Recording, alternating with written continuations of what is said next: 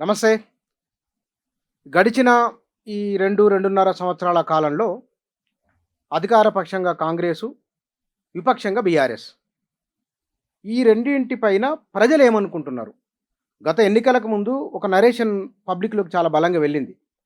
ఆ నలుగురే కనబడతారని, ఎవరికీ అందుబాటులో ఉండరని, ఇట్లా కొన్ని చాలా బలంగా వెళ్ళిపోయినాయి. అవినీతికి సంబంధించిన అంశాలు. ఇవాళ నిజంగానే ప్రజలలో ఏ రకమైన అభిప్రాయం ఉన్నది? కాంగ్రెస్ పరిపాలన పర్వాలేదులే అనే భావనతో ఉన్నదా? లేదా విపక్షం ఆ రోజు ఆ విషయంలో పొరపాటు జరిగిందనే భావనతో ప్రజలున్నారా? ఆ నరేషన్ ఇంకా బలంగా ఉన్నదా గతంలో ఏమిటి? వీటి గురించి మాట్లాడదాం. మన దగ్గర బీఆర్ఎస్ నాయకులు గౌతమ్ ప్రసాద్ గారున్నారు. వారితో మాట్లాడదాం. సార్ నమస్తే. నమస్తే. కూర్చోండి. ఇవాళ మనం సోషల్ మీడియాలో ఇప్పటికి చూసినా సరే కింద కామెంట్లు కనబడుతున్నాయి. ఇంకా వీళ్ళు మారలేదు. అగో అదే ఆ ధోరణి ఉన్నది వీళ్ళ దగ్గర అనే కామెంట్లు వస్తున్నాయి గదా! అక్కడక్కడ బీఆర్ఎస్ మీ పార్టీ వాళ్ళు మాట్లాడుతున్నదేమో ప్రజల్లో ప్రజలిప్పుడు తప్పు తెలుసుకుంటున్నారు అని మీ వాళ్ళంటున్నారు. మీరు ఈ మధ్య బాగా విస్తృతంగా తిరుగుతున్నారు జనంలో. అసలు మీరు గమనించిన అంశాలేమిటి? బుచ్చన్న, మీకు మన ప్రేక్షకులకు ముందుగా నమస్కారం. బుచ్చన్న, ఈరోజు తెలంగాణ రాష్ట్రంలో ఉన్న ప్రజలంతా కూడా ఏ నరేషన్‌తో ఆలోచిస్తున్నారో, ఏంటి అనేది మనం కొంచెం పరిశీలన చేసినట్టయితే, గతంలో ఉన్నదానికి, ఈరోజు ఉన్నదానికి ప్రజల్లో చాలా మార్పొచ్చిందని చెప్పేసైతే మేము చెప్పదలుచుకున్నాం. దాంట్లో అనేక విషయాలున్నాయి. అంటే 2023లో బీఆర్ఎస్ ప్రభుత్వం పోయిన తర్వాత, ఆ రోజు ప్రజలు అంతకుముందు ఏమనుకున్నారో, ఇప్పుడు ఏమనుకుంటున్నారనేది మనం క్లియర్‌గా ఆలోచన చేస్తే, ప్రజలు ఏమనుకుంటున్నారు అనంటే, మేము బీఆర్ఎస్ ప్రభుత్వాన్ని లేకుండా చేసి చాలా తప్పు చేసినామనే ఆలోచనే ప్రజల్లో ఉందని చెప్పేసైతే బలంగా వినబడతా ఉంది. కానీ కొద్దిమంది ఏం చేస్తున్నారంటే దీన్ని అట్లనే సస్టైన్ చేయటం కోసం, దాన్ని కొనసాగించటం కోసం, అంటే గతంలో అహంకారం ఉందని చెప్పేసి, లేకపోతే ఇంకోటి ఉందని చెప్పేసి ఏదైతే ఒక ప్రజల్లో అభిప్రాయం తీసుకెళ్లిర్రో, ఈ అభిప్రాయం తీసుకెళ్ళడాన్ని దాన్ని సస్టైన్ చేయడం కోసం ఇప్పటికీ కొంతమంది మౌత్ టాక్‌తోని మాట్లాడుతున్న మాటలేందంటే, ఇంకా వాళ్ళకి అహంకారం తగ్గలేదని చెప్పేసి మాట్లాడుతున్నారు. అంటే ఇది ప్రజల్లో ఉన్న అభిప్రాయం గాదు. కానీ కొద్దిమంది సో కాల్డ్ ఇంటెలెక్చువల్స్ గావచ్చు, కొన్ని ఛానెల్స్ గావచ్చు, ఇంకొకళ్ళు గాని ఏ సందర్భంలో చేస్తున్నారు. అంటున్నారు ఆ మాట? ఏ ఇప్ సందర్భంలో వస్తున్నది? ప్రజల దగ్గరికెళ్ళినప్పుడు, ప్రజలు ఇప్పుడు బీఆర్ఎస్ వైపు ఆలోచిస్తున్న సందర్భంలో, వాళ్ళ మైండ్ సెట్‌ని మార్చడం కోసం, వాళ్ళ అహంకారం తగ్గలేదు అని జెప్పేసి మాట్లాడుతున్న పరిస్థితి ఈరోజు కనబడతా ఉంది. అది ప్రజలు అనుకోవట్లేదు. కానీ సో కాల్డ్ ఇంటెలెక్చువల్సో, లేకపోతే ఛానెల్సో కొన్ని మాత్రమే మాట్లాడుతున్నాయి. నేనేమంటున్నానంటే వీళ్ళకి వాళ్ళకున్న అభిప్రాయాల్ని ట్యూన్ చేస్తున్నది ఈ కొద్ది మంది మేధావులు.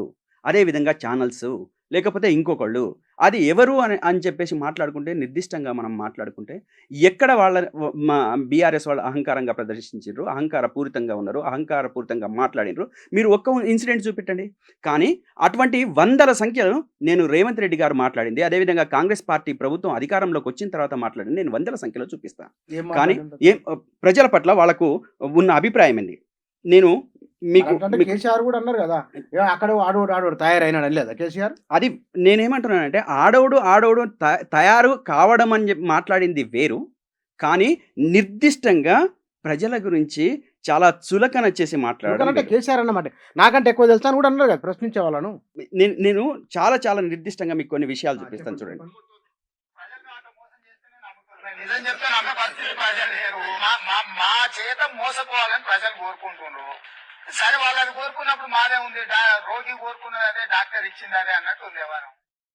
ఇంత దారుణంగా మాట్లాడుతున్నాను. అంతేకాదు, ఈ ఈ గర్వమే కాదు, మీకు ఒక లేట్ ఆయన మన ఏ సందర్భంలో అన్నారు? ఏ ప్రజలు ఇవాళ డబ్బులు తీసుకొని ఓట్లేస్తున్నారు. అంటే చాలా ఆయన అంటే ప్రజల ఆలోచనను అంటున్నారు. అది ఎప్పటిదో పాత వీడియో అది. ₹1,00,00,000 అవినీతి చేయడానికి, 40,000 కోట్ల రూపాయల అవినీతి చేయటానికి, నేను అధికారంలోకొచ్చిన తర్వాత ఒక్క సంవత్సరం పాటు నోరు కట్టేసుకుంటే రైతులకు రైతు బంధు ఇస్తానని చెప్పేసి అనడం అంటే దాని ఉద్దేశ్యం ఏంది? ఎవరు అవినీతి పరులు? ప్రజలు అవినీతి పరులా? ఒకేసారి అధికారంలోకొచ్చి వేలాది కోట్ల రూపాయలు జేబులో ఏసుకోవడానికి ప్లాన్ చేసి లంకెబెందలు ఉన్నాయని చెప్పేసి మాట్లాడిన రేవంత్ రెడ్డి అవినీతి పరుడా? లేదా ప్రజలు ఆ రోజుకు, ఆ పూటకు అడిగిన దానికి అవినీతి పరులా? దేన్ని మనం క్రైటీరియా తీసుకోవాలి? ఏం మాట్లాడాలి? దీన్ని చాలా జాగ్రత్తగా మనం ఆలోచించుకుంటే ఇదే మీడియా పట్ల, అదే విధంగా మీడియా జర్నలిస్టుల పట్ల రేవంత్ రెడ్డి మాట్లాడే మాటలు వినండి. ఛానళ్ళు ఉన్నాయి కదా అని అడ్డగోలు చేస్తే చూసుకుంటూ ఊకుంటూ అంటున్నారు. పండబెట్టి తొక్కి పేగులు తీస్తే గాడిద కొడుకులు నొక్కని వాని మైక్ వాని కింద పెట్టుకుని మైకు తీసుకొచ్చి వాని మూతి గుంతల్లో పెడితే వాడు కూతలు కూస్తే వాటికి వివరించే ఓపిక తీరిక నాకు లేదు. అట్లాంటి లప్పుడు నా కొడుకులకు నేను సమాధానం చెప్పను. తన అమ్మ మొగుని ఇంట్లోనే అన్ని తెచ్చి చూపించుకోమని చెప్పు, టీవీలో వేసుకో, నాకేం అభ్యంతరం లేదు. ఎస్ బుచ్చన, ఇంత ఘోరంగా మా అధినేత కేసీఆర్ గారు కానీ, లేకపోతే మా అధినేత మా కేటీఆర్ గారు కానీ, హరీష్ రావు గారు కానీ, లేదా మా నాయకులు, మా పార్టీలో ఉన్న నాయకులు ఇంత ఘోరంగా జర్నలిస్టులకు సంబంధించింది కానీ, ప్రజలకు సంబంధించింది కానీ అవమానపరిచేటట్లు, ఇబ్బందులు పెట్టేటట్లు ఏ రోజైనా మాట్లాడినరా? మాట్లాడిన సందర్భాలు ఉన్నాయా? మీరు ఒక్కటి చూపెట్టండి. ఇదే అహంకారం ప్రజల్ని కంటి పాపలాగా, పొత్తిళ్లలో ఉన్న చంటి పాపలాగా చూసుకొని అన్ని రకాలుగా అభివృద్ధిని ముందు పదంలో నడిపించిన కేసీఆర్ గొప్పోడా, లేకపోతే అహంకారపూరితంగా మాట్లాడిండా, లేకపోతే రేవంత్ రెడ్డి కానీ అహంకారపూరితంగా ఒక మాట, మాట్లాడిండా? ఇప్పుడు ఆయన మాట్లాడిన మాటలను నిజంగానే ప్రజలకు ఆయన మాటల పట్ల వ్యతిరేకత ఉంటే మొన్న మున్సిపల్ ఎన్నికల్లో, సర్పంచ్ ఎన్నికల్లో ఓటు వేయకూడదు జనాలు. బుచ్చన, ఇక్కడ మీకు చాలా క్లియర్గా అర్థమవుతుందంటే అధికారంలో ఉన్న పార్టీకి కొంచెం ఎడ్జి ఉంటుంది. ప్రభుత్వము అవుట్ రైట్గా కాంగ్రెస్ పార్టీకి భారీ మెజార్టీ ఏమి ఇవ్వలేదు. అత్యవసర మార్కులతోని ఏదో పాస్ మార్కులు అత్యవసర మార్కులు ఇచ్చిండ్రు తప్ప అవుట్ రైట్గా ప్రజలు వాళ్లకు మెజార్టీ ఇవ్వలేదు, తీర్పు ఇవ్వలేదు. మేము అధికారంలో ఉన్నప్పుడు 80-90% మేము మున్సిపాలిటీని గెలుచుకున్నాం, అదేవిధంగా సర్పంచ్లను గెలుచుకున్నాం. కానీ ఈరోజు వాళ్ళకు వచ్చింది కేవలం 40 మున్సిపాలిటీలు వచ్చినాయి. అంతకన్నా దాదాపు 30 ఇండిపెండెంట్ల ద్వారా వచ్చినాయి. అంటే మీరు ఏ రకంగా చూసుకున్నా సంఖ్య మాకు అధికంగా ఉంది, అనుకూలంగా ఉంది, అధికంగా ఉంది. ప్రజలు మాకు అనుకూలంగా ఉన్నారు. కాకపోతే ఇంకో 2-2.5 సంవత్సరాల దాకా ఇదే ప్రభుత్వం ఉండాలి కాబట్టి, ఈ దాంతో ఇప్పుడు గవర్నమెంట్ మారే పరిస్థితి లేదు కాబట్టి అది ప్రతిపక్షానికి కొంచెం తక్కువ, అధికార పక్షానికి కొంచెం ఎక్కువ తప్ప వాళ్లకు అవుట్ రైట్ మెజార్టీ ఇచ్చిన పరిస్థితి లేదు. మీరు సర్పంచ్ చూసుకోండి, మున్సిపాలిటీ చూసుకోండి. రేపు రాబోయే జిహెచ్ఎంసీలో రేపు బీఆర్ఎస్ పార్టీ అత్యధిక మెజార్టీ స్థానాలని సంపాదించడానికి కూడా అన్ని అవకాశాలు ఉన్నాయని మేము భావిస్తున్నాం. నేను ఏమంటున్నానంటే బుచ్చన్న, ఈరోజు కాంగ్రెస్ ప్రభుత్వం అధికారంలోకి వచ్చిన తర్వాత రాకన్నా ముందు అదే బీఆర్ఎస్ ప్రభుత్వం మీద ఏమేమి అబద్ధాలు చెప్పింది, అవాస్తవాలు చెప్పింది, వీటిని మనం పరిగణలోకి తీసుకోవాలంటున్నా. జనాలకు ఇచ్చిన హామీ ఏంటి, అదేవిధంగా ఇస్తానన్న హామీల్ని నెరవేర్చడం కోసం వాళ్ళు డబ్బులు లేవనంటే జర్నలిస్టులకు చెప్పిన మాటలేంటి, ఇవన్నీ మనం లెక్కలోకి తీసుకుని మాట్లాడుకోవాలి. మీరు ఏమంటున్నట్టే ఒక నరేషన్ పాతదాన్ని ఇంకా కొనసాగిస్తున్నారు, పని కట్టుకుని మీరు అంటున్నారు కదా. నిజంగానే కాంగ్రెస్ ఈ 2.5 ఏళ్ల కాలంలో ఏం చేసిందో మీరు ఒక నరేషన్ బిల్డప్ చేయండి, ఎందుకు చేయలేకపోతున్నారు మరి? మేము అదే చెప్తున్నాం. ఈరోజు అహంకారులు అని చెప్పేసి అన్న నోట్ల నుంచే వాళ్లే ఈరోజు ప్రజల ముందుకొచ్చి మేము తప్పు చేశామని చెప్పేసి మాట్లాడుతున్నారు. మేధావులు మాట్లాడుతున్నారు, సామాజిక కార్యకర్తలు మాట్లాడుతున్నారు. ఏమని? ఈ రేవంత్ రెడ్డి ప్రభుత్వం కంటే 200% కేసీఆర్ ప్రభుత్వం చాలా గొప్పదని చెప్పేసి సామాజిక ఉద్యమకారుడు, అదేవిధంగా మందకృష్ణ మాదిక్ గారు మాట్లాడినారు. అదేవిధంగా తెలంగాణ విఠల్ గారు కేసీఆర్ గవర్నమెంటే చాలా గొప్పగా ఉంది, ఈ ప్రభుత్వం కంటే అదే గొప్పగా ఉందని చెప్పేసి మాట్లాడిన ఈ రోజు ప్రతి ఒక్కరు ఫ్లోలో ప్రత్యేకంగా వాళ్ళకి అనుభవాలు వచ్చిన తర్వాత, సందర్భాన్ని బట్టి అనుభవాలు వచ్చిన తర్వాత అన్ని విషయాలు పరిగణలోకి తీసుకొని ఈరోజు మాట్లాడుతున్న పరిస్థితి. మా ప్రభుత్వం ప్రజల్ని హక్కును చేర్చుకున్నది. అదేవిధంగా కంటి పాపను చూసుకున్నట్టుగా, అదే చంటి బిడ్డల్ని చూసుకున్నట్టుగా ఆ రోజు కేసీఆర్ గారు చూసుకున్న పరిస్థితి ఉంది. కానీ ఈరోజు వెలుగుమట్ల కావచ్చు, నాగర్ కర్నూలు ఘటన కావచ్చు, లేకపోతే మీరు ఏదైనా తీసుకోండి, మూసీ నది ప్రాంతంలో కావచ్చు, ప్రజల్ని ఎన్ని ఇబ్బందులకు గుర్తు చేస్తున్నారు. వాళ్ళు కట్టుకున్న ఇండ్లను ఎట్లా కూల్చేస్తున్నారు, అదేవిధంగా భూదాన్ భూములను ఎట్లా కొట్టేయాలని చూస్తున్నారు. 5 లక్షల కోట్ల రూపాయలు హిల్ట్ పాలసీ ద్వారా కోట్ల రూపాయల డబ్బును ఎట్లా దోచుకోవాలి. ఈరోజు రాష్ట్రంలో దండుపాళ్యం బ్యాచ్ దిగింది బుచ్చన్న, మీరు గుర్తుపెట్టుకోండి. రేవంత్ రెడ్డి గారి అన్నదమ్ముల రూపంలో, వాళ్ళ బ్యాచ్ రూపంలో ఈ తెలంగాణ రాష్ట్రం మీద పడి దోచుకోవడానికి లక్షల కోట్ల రూపాయల విలువ చేసే భూముల్ని కొట్టేయడానికి అన్ని రకాలుగా ప్రణాళిక సిద్ధం చేసుకున్నారు కాంగ్రెస్ పార్టీ వాళ్ళు, వాళ్ళ అన్నదమ్ములు, వాళ్ళ అనుయాయులు. ఇవన్నీ ప్రజలకు తెలియదా? ఒకవేళ నిజంగా అవి నిజాలు అయితే కనుక, అవే నిజాలైతే ప్రజలు గుర్తిస్తారు కదా. బుచ్చన, ఖచ్చితంగా ప్రజలు గుర్తిస్తూ ఉన్నారు. మీరు పల్లెటూరికి వెళ్ళి, ఒక ప్రాంతం దగ్గరికి వెళ్ళి పేదవాళ్ళ ముందో లేదా సామాన్య జనం ముందో మైకు పెట్టండి. మైకు పెడితే తిట్టరాని తిట్లు, కుక్క తిట్లు తిడుతున్న టీఆర్ఎస్ ని. నేనేమంటున్నానంటే బుచ్చన్న, టీఆర్ఎస్ పార్టీని ఇంత దారుణంగా వచ్చిన 2 నెలలకే 3 నెలలకో తిట్టిన పరిస్థితి లేదు.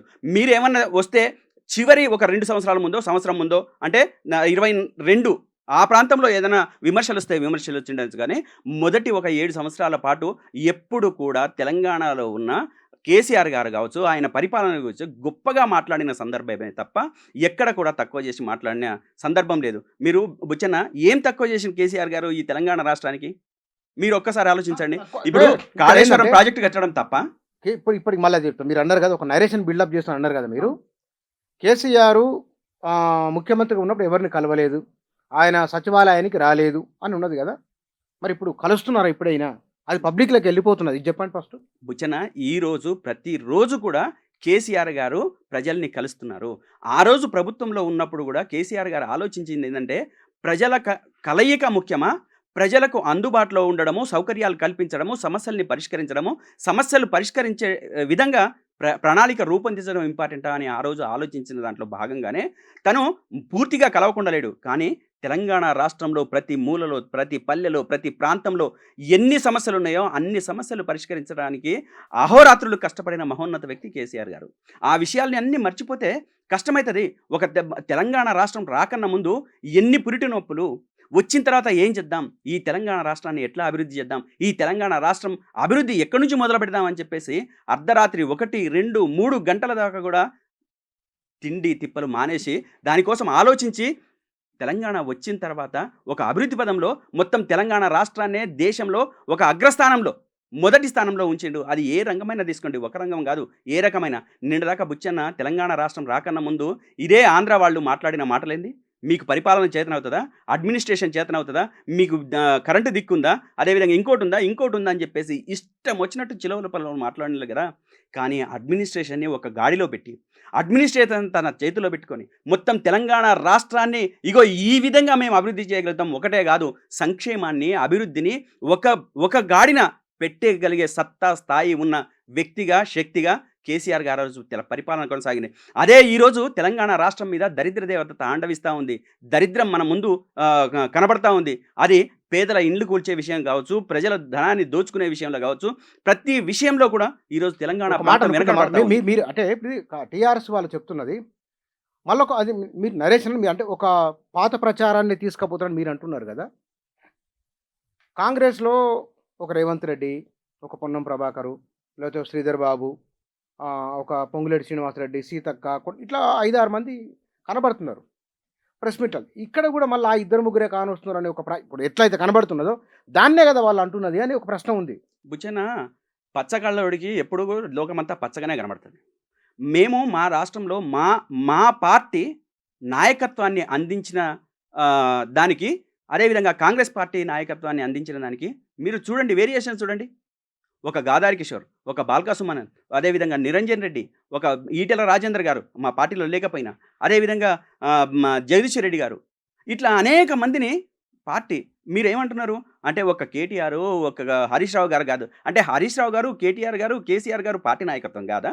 అదేవిధంగా ఆ తర్వాత వచ్చిన జగదీశ్వర్ రెడ్డి కావచ్చు, నిరంజన్ రెడ్డి గారు కావచ్చు, లేకపోతే బాల్కా సుమన్ కావచ్చు, గాదారి కిషోర్ కావచ్చు, ఒక క్రిషాంక్ కావచ్చు, ఇట్లా అనేక మందిని స్ట్రీమ్ లైన్లో ఉంచి ఒక నాయకత్వాన్ని అందించిన గొప్ప ఘనత బీఆర్ఎస్ పార్టీకి ఉంది, ఆనాటి టీఆర్ఎస్ నాయకత్వానికి ఉంది. వాటన్నిటిని పక్కన పెట్టేసి కేవలం కొద్ది మంది ప్రయోజనాల కోసం కాంగ్రెస్ పార్టీ ఏదైతే అబద్ధాల ప్రచారంలో కొట్టుకుపోయే విధంగా, కొట్టివేసే విధంగా కొద్దిమంది మౌత్ టాక్ చేసి వీళ్లకు ఇదే ఉంది, ఈ రకంగా ఉంది అని మాట్లాడుతున్నారు తప్ప ఈ తెలంగాణ రాష్ట్రానికి ఒక మంచి నాయకత్వాన్ని అందించిన ఘనత, గొప్ప కీర్తి ఏదైనా ఉందంటే బీఆర్ఎస్ పార్టీకి. కానీ రేవంత్ రెడ్డి మైండ్ గేమ్ను బీఆర్ఎస్ నాయకత్వం అంచనా వేయలేకపోతున్నది. ఆయన మైండ్ గేమ్లో భాగంగానే నిజంగానే రాజకీయ నాయకుడు వైరి బలహీనపరచాలని అనుకుంటాడు ప్రత్యర్థులను. బట్ అందులో భాగంగా అనుకుంటే కనుక పై చేయి రేవంత్ రెడ్డిది అనే ఒక అభిప్రాయం కూడా ఉన్నది. అవును, ఆయనది పై చేయి ఉందని చెప్పేసి మేము కూడా అంటున్నాం కదా బుచ్చన్న. ఎందులో పై చేయి ఉంది తెలుసా? ప్రజల్ని కూల్చే దాంట్లో, వాళ్ళ బతుకుల్ని కూల్చే దాంట్లో పై చేయి ఉంది. అబద్ధాలు చెప్పడంలో పై చేయి ఉంది. ప్రజలకు మోసం చేయడంలో పై చేయి ఉంది. నయవంచకుడుగా మారి ప్రజల జీవితాల్ని నయవంచన ప్రతి విషయం ప్రజలకి ఇస్తానన్న హామీ లేని 2500 మహిళలకు ఇస్తానన్న లేదు. నేను అదే చెప్తున్నా. సన్న బియ్యం పథకము కేసీఆర్ గవర్నమెంట్ మొదటి నుంచే హాస్టల్ విద్యార్థుల దగ్గర నుంచి మొదలుపెట్టిన విషయం మర్చిపోవద్దు. ఈరోజు ఆ సన్న బియ్యం ఇయ్యడానికి కూడా కారణకులేవలు కేసీఆర్ గారు. ఈ రాష్ట్రంలో అసలు సన్నబియ్యం వడ్లు పండడానికి కూడా అవకాశం లేని ప్రాంతంలో అత్యధిక స్థాయిలో నీళ్ళిచ్చి ఆ పంటను పండించే విధంగా చేసింది కేసీఆర్ గారు. ఆ పంట ప్రజలకు ఈరోజు చేరుతుందంటే, సన్నబియ్యం అందుతుంది అంటే దానికి మూలం కేసీఆర్ గారు. 90 లక్షల ఎకరాలని సాగులో తీసుకొచ్చి కాళేశ్వరం ప్రాజెక్టు ద్వారా ఈరోజు మొత్తం తెలంగాణ రాష్ట్రాన్ని సస్యశ్యామలం చేయడంలో ఒక ప్రధాన పాత్ర పోషించింది కేసీఆర్ గారు. ఈరోజు మేము ఇది చేసినామని చెప్పేసానంటే దానికి పునాదులు ఎవరేసారని చెప్పేసి కూడా మనం ఆలోచించాలా? వాటినన్నింటినీ ఆలోచించకుండా వీళ్ళు పైచేయి సాధించడం అని చెప్పేసానంటే ప్రజల్ని మోసం చేయడంలో పైచేయి సాధించారు, నయవంచకులుగా మారడంలో పైచేయి సాధించారు, ప్రజలకు అబద్ధాలు చెప్పడంలో పైచేయి సాధించారు, ప్రజలకు మోసం చేసి దగా చేసి దుర్మార్గమైన పాలన అందించడంలో పైచేయి సాధించారు. అంతే తప్ప ప్రజలకు హక్కున చేర్చుకున్న ప్రభుత్వం ఈ కాంగ్రెస్ ప్రభుత్వం కాదు బుచ్చన్న. మీరు ఏ విషయంలో అయినా తీసుకొని నేను గురుకులాలు మీకు చెప్తాను. ఒక్క గురుకులాలు దాదాపు 60-70 సంవత్సరాల కాంగ్రెస్ ప్రభుత్వ హయాంలో 294 ఉంటే గురుకుల పాఠశాలలు 1002కు పెంచింది కేసీఆర్ గారు. దాంట్లో 10 ఏళ్ల నుంచి కాదు, అంటే 60 ఏళ్ల పరిపాలనలో కాంగ్రెస్ ప్రభుత్వం ఏం చేసింది, కేవలం 10 సంవత్సరాల ప్రభుత్వం మా ప్రభుత్వం ఏం చేసింది అనేది మీరు గుర్తుంచుకోవాలి. మేము బూట్లు ఇచ్చి, స్లాక్స్ ఇచ్చి, స్నాక్స్ ఇచ్చి, మంచి చదువునిచ్చి, నోట్బుక్స్ ఇచ్చి, అన్ని రకాల సౌకర్యాలు ఇచ్చి అంతర్జాతీయ స్థాయి ఎన్టీ రామారావు నుంచి ఉన్నాయి, తర్వాత కాంగ్రెస్ వచ్చిన ఉన్నాయి, కొనసాగుతున్నది ప్రాసెస్. కానీ ఇక్కడ నేను అదే చెప్తున్నా బుజ్జన్న, జనాలందరూ కూడా అదే ఆనాటి నుంచి కొనసాగుతున్నాయి. ఆనాటికి దాదాపు 60 సంవత్సరాల పరిపాలనలో వాళ్ళ హయాంలో ఉన్న గురుకులాలని 294. మేము వచ్చిన 10 ఏళ్లలో ఎంత తెచ్చినాం తెలుసా? 700 పైచీలుగు తెచ్చినాం. అంటే దాదాపు 1002 పాఠశాలలు మేము దిగిపోయే నాటికి 1002 పాఠశాలలు, గురుకుల పాఠశాలలు. దాంట్లో అన్ని సౌకర్యాలు, భద్రతతో సహా సౌకర్యాలు కల్పించి ప్రతి దానికి విద్యార్థుల్ని కంటి పాపల్లా చూసుకున్న గవర్నమెంటు మా కేసీఆర్ గారు. నిజంగానే ఒక మాట అనుకుందాము, నరేషన్ ఒక రకమైన నరేషన్ తీసుకొని పోతున్నారు, మళ్ళీ దాన్నే మళ్ళీ చెప్తాను అంటున్నారు కదా. అంటే ఒపీనియన్ మేకర్స్ అనుకుందాం.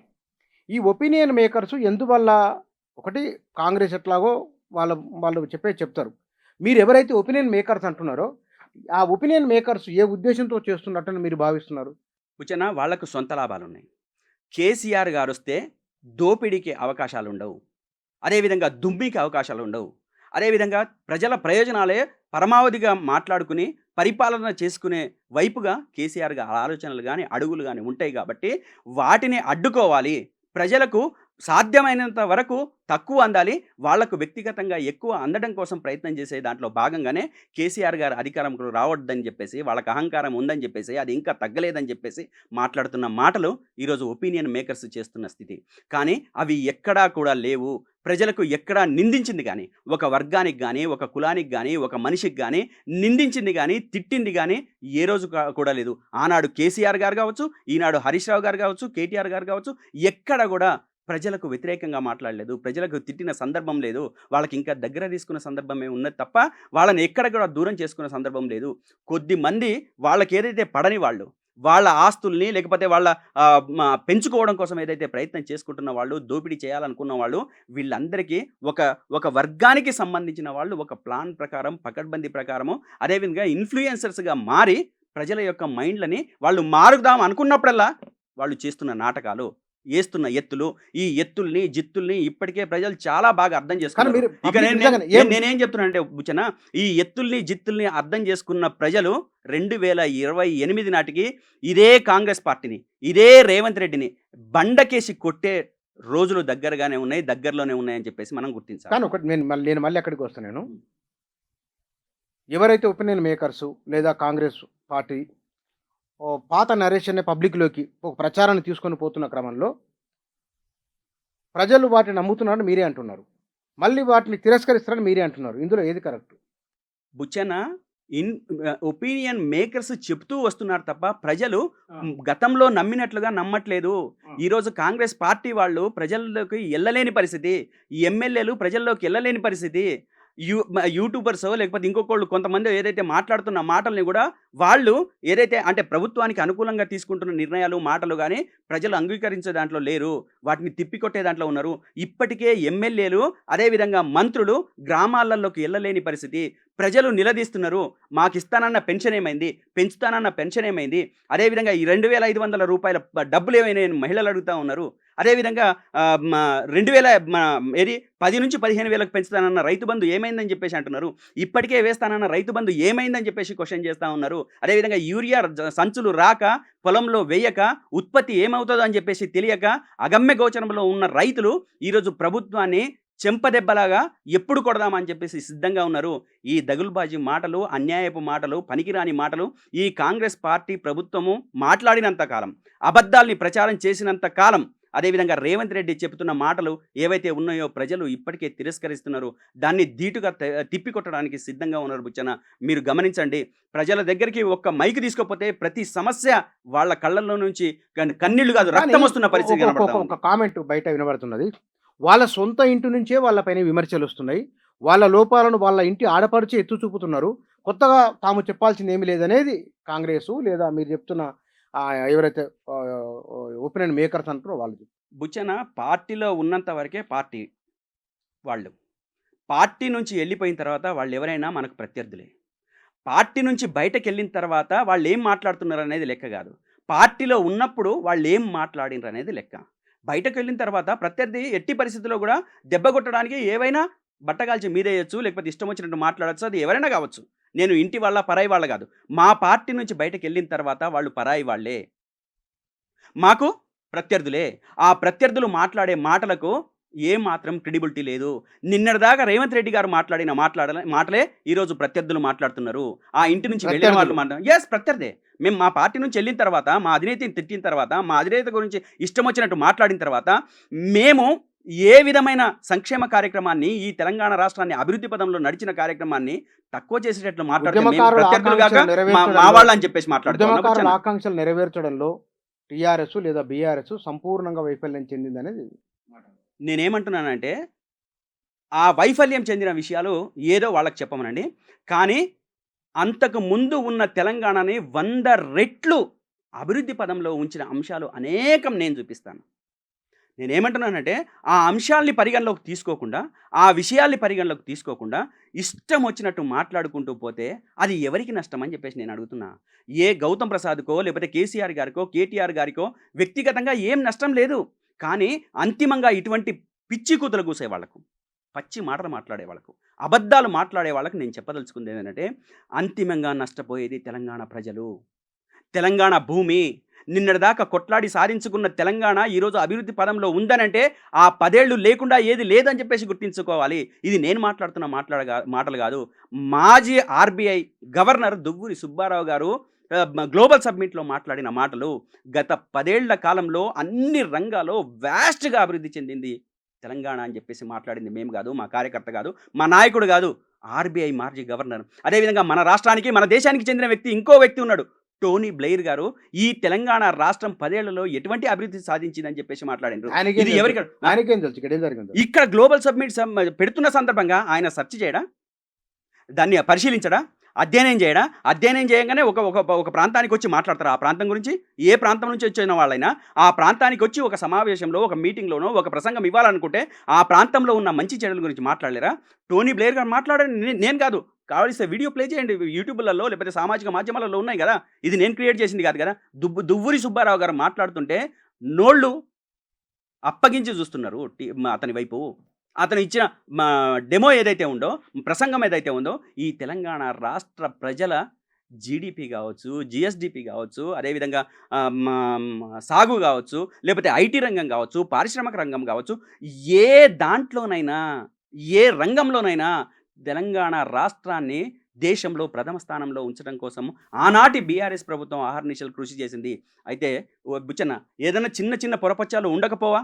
ఏదైనా సమస్యలు రాకపోవా? లేదా సమస్యలు ఎదుర్కోని సందర్భం లేదా అంటే ఉండొచ్చు కాక. నేనేమంటానంటే, ఒక విద్యార్థి ఒక 100 మార్కుల కోసం ప్రయత్నం చేస్తున్నప్పుడు ఆ 100 మార్కులలో ఒక 80 మార్కులు సాధించిన విద్యార్థికి మనం డిస్టింక్షన్ అంటామా లేదా? నేను కొన్ని సమస్యలు నేనేమంటున్నానంటే, నేను తెలంగాణ రాష్ట్రం ఎంత అభివృద్ధి అయితే గణాంకాలు చెప్తున్నారో అంత అప్పు అయింది. ఆ అప్పులకి వాళ్ళ ఇంట్రెస్ట్ కట్టాల్సి వస్తున్నది. అందువలనే తాము సంక్షేమ కార్యక్రమాలు తీసుకురాలేకపోతున్నాం, కొత్తవి అమలు చేయలేకపోతున్నాం, ఇది సమస్య అని చెప్తున్నారు. బహుశా ప్రజలను కూడా ఆయన ఆ ముఖ్యమంత్రి ఒప్పించగలుగుతున్నారేమో అనే ఒక భావన కూడా ఉన్నది.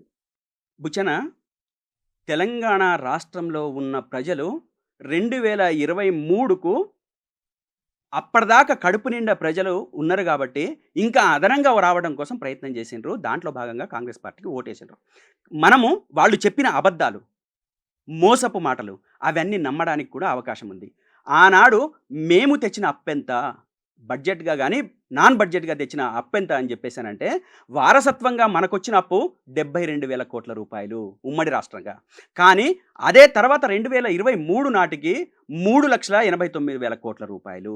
ఈ 3,89,000 కోట్ల రూపాయల నుంచి 72,000 కోట్ల రూపాయలు తీసేస్తే సుమారు 3,00,000 కోట్ల రూపాయలు.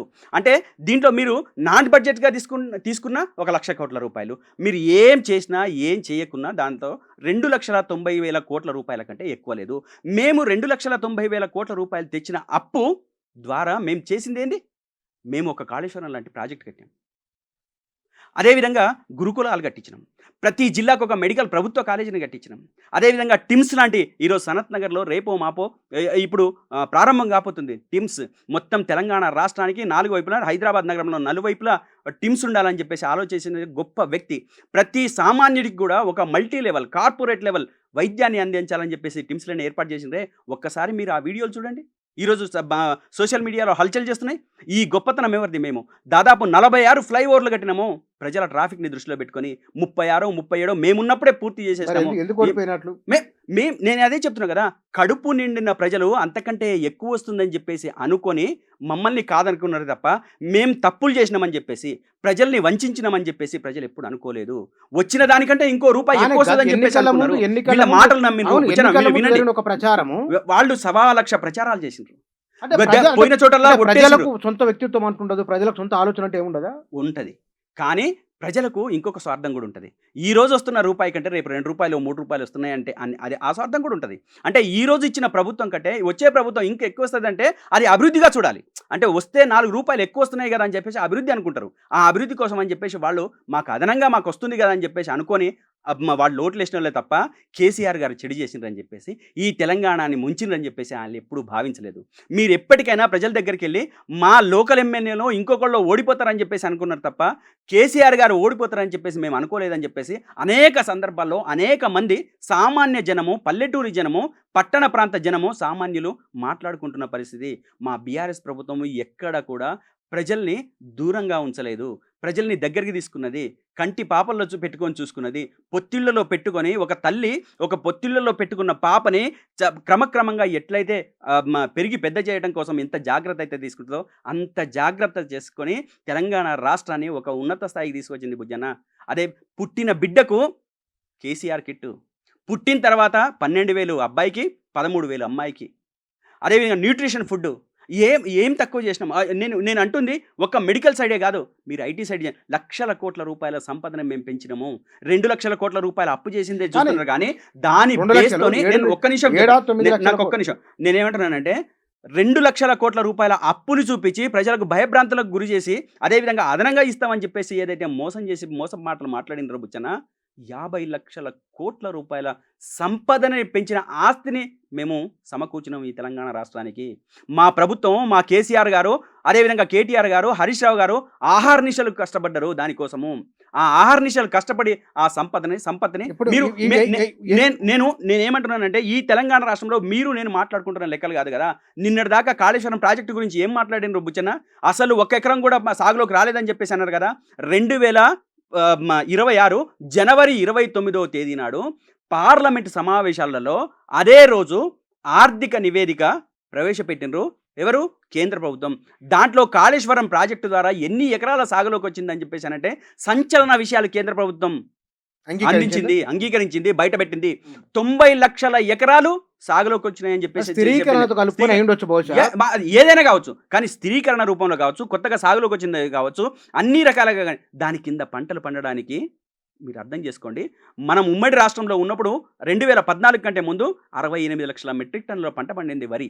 కానీ మా తెలంగాణ 2023 నాటికి 2 కోట్లకు పైచీలకు మెట్రిక్ టన్నుల ఉత్పత్తి జరిగింది బుచ్చన్న. ఈ లెక్కలు వాస్తవం కదా? లెక్కల సంగతి ఒక మాట చూద్దాం మనం. నేను ఒక వీడియో చూపిస్తాను. ఒక మహిళ అంటే అభివృద్ధి గురించి ఏం చెప్తుంది? అది ఏం టీఆర్ఎస్ మాట్లాడుతుంది? టీఆర్ఎస్ వల్ల అంటే ఉండొచ్చు. కాదు. ఒక మహిళ టీఆర్ఎస్ కార్యకర్త ఉండొచ్చు ఒక కదా. కాదు. ఒక సామాన్య మహిళ, అదే పొలంలో పనిచేసుకుంటున్న మహిళ, ఒక జర్నలిస్ట్ పోయి అడిగిండు, అమ్మ ఏం పండిస్తున్నారు ఏంటి అని అంటే, అమ్మ మేము పొలం వేసుకుంటున్నామయ్యా, మేము ఇంతకు ముందు ఇదంతా బీడు బారిపోయి ఏదో పత్తో చిత్తో వేసుకునేటోళ్ళము, కానీ కేసీఆర్ గారు వచ్చిన తర్వాత మేమంతా పంట పొలాలు వేసుకుంటున్నాము, ఇదంతా పచ్చగా అయింది, మేము వరి పండిస్తున్నామని చెప్పేసి ఆ పంట పొలంలో పని చేసుకుంటున్న ఒక మహిళ మాట్లాడింది. ఇది నువ్వు మాట్లాడుకున్న మహిళ మాటలు కాదు. మీరు ఏ రకం, ఒక రైతు మాట్లాడుతున్నాడు, ఒక మహిళ మాట్లాడుతుంది, అదేవిధంగా ఐటీ సెక్టార్లో ఉన్న ఐటీ ఎంప్లాయీ మాట్లాడుతున్నారు, మేమేం సంపద సృష్టించడం అనేది. ఎన్ని మాటలు చెప్పిన రోజు బుచ్చన్న ప్రభుత్వంలో రాకన్నా ముందు అప్పయింది కదా, మీరు ఎక్కడి నుంచి తీసుకొస్తారని చెప్పేసి మాట్లాడితే, మేము 60 ఏళ్ల అనుభవం ఉన్న మా పార్టీ, మేము సంపదను సృష్టిస్తాము, మేము ఏ విధంగా మేనేజ్ చేయాలో తెలుసు అని చెప్పేసి అనుకున్న వాళ్ళు ఈరోజు ప్రభుత్వంలోకి వచ్చి దగులుబాజీ మాటలు, అదే మోసపు మాటలు, మా దగ్గర డబ్బులు లేవని చెప్పేసి మోసం అయితే కనుక నిజంగానే మీరు టీఆర్ఎస్ వాళ్ళు ఇదే పదే అంటున్నారు మోసం అని. మోసం అని ప్రజలు అనాలి. ప్రజల కంటే ముందు మీరే అంటున్నారు కదా, ప్రజలు అనట్లేదు కదా. ప్రజలు తీర్పు ఇవ్వడానికి, అనడానికి నేను ఇందాక అనేక ఉదాహరణలు చెప్పిన. చెప్పు తీసుకొని కొడతాం రేవంత్ రెడ్డికి, మా ముందుకు వస్తుందని చెప్పేసి మాట్లాడుతున్నారు. ఇది ప్రజలు మాట్లాడుతున్నారు, బీఆర్ఎస్ నాయకులు మాట్లాడట్లేదు. మీరు మహిళల దగ్గరికి పోండి వాళ్ళు అంటున్నారు, రైతుల దగ్గరికి పోండి వాళ్ళు అంటున్నారు. అబద్ధాలు మాట్లాడుతున్న దానికి, మోసం చేస్తున్న మాటలకు మేము సమాధానం చెప్పి తీరుతామని చెప్పేసి మాట్లాడుకుంటున్న పరిస్థితి ఈరోజు తెలంగాణ రాష్ట్రంలో పల్లె ప్రాంతాలలో, గ్రామీణ ప్రాంతాల్లో, పట్టణ ప్రాంతాల్లో, నగర ప్రాంతాలలో ఉంది బుచ్చన్న. ఈ విషయాలన్నింటినీ పరిగణలోకి మనం తీసుకోకపోతే కష్టమవుతుంది. ఈ నరేషన్ను ప్రజలు నమ్ముతున్నారా? ఖచ్చితంగా. ఏ నరేషన్ కాంగ్రెస్ వాళ్ళు లేదా మీరు ఒపీనియన్ మేకర్స్ టీఆర్ఎస్ పైన గతంలో కొనసాగిన ఒకానొక ప్రచారం ఉంది కదా, ఆ ప్రచారాన్ని ప్రజలు నమ్ముతున్నారని మీరు 2023 కంటే ముందు నమ్మిండ్రు ప్రజలు. 2023, 24, 25 ఇప్పుడైతే ప్రజలు నిట్ట నిలువుగా దోపిడీ చేస్తున్న ప్రభుత్వంగానే, మోసం చేస్తున్న ప్రభుత్వంగానే, అది అన్ని రకాల మోసాలకు గురి చేస్తున్న ప్రభుత్వంగానే చూస్తున్నారు. ఈ ఒపీనియన్ మేకర్స్ ఎవరైతే ఉన్నారో వాళ్ళ మాటల్ని ఎట్టి పరిస్థితుల్లో నమ్మడానికి తెలంగాణ సమాజం సిద్ధంగా లేదనేది స్పష్టంగా అర్థమవుతుంది. థ్యాంక్ యూ అండి, థ్యాంక్ యూ. ఈ మధ్యకాలంలో అంటే విస్తృతంగా కొంతమంది నాయకులు కేటీఆర్ వెంట, హరీష్ రావు వెంట తిరుగుతున్నారు. నేను కొన్ని ప్రాంతాల్లో తిరిగి ప్రజలతో అభిప్రాయం తెలుసుకునే ప్రయత్నం చేసినప్పుడు 2 రకాల అభిప్రాయాలు ప్రజాక్షేత్రంలో కనబడినాయి. అంటే 2023కు ముందు ప్రజల ఆలోచన ఏమిటి, ఇవాళ ఉన్న ఆలోచన ఏమిటి తీసుకున్నప్పుడు, సరే ప్రజల ఆలోచన ఎటువైపు నుంచి ఎటువైపు వెళుతున్నది అన్నప్పుడు బీఆర్ఎస్ పార్టీగా వారి అభిప్రాయము ఇది. బహుశా మరి ప్రజలు ఎవరి ఆరోపణ ప్రత్యారోపణ ఎట్లా ఉన్నా నిజానిజాలు ఏమిటో ప్రజలకంటూ ఒక అభిప్రాయం ఉంటుంది. Thank you.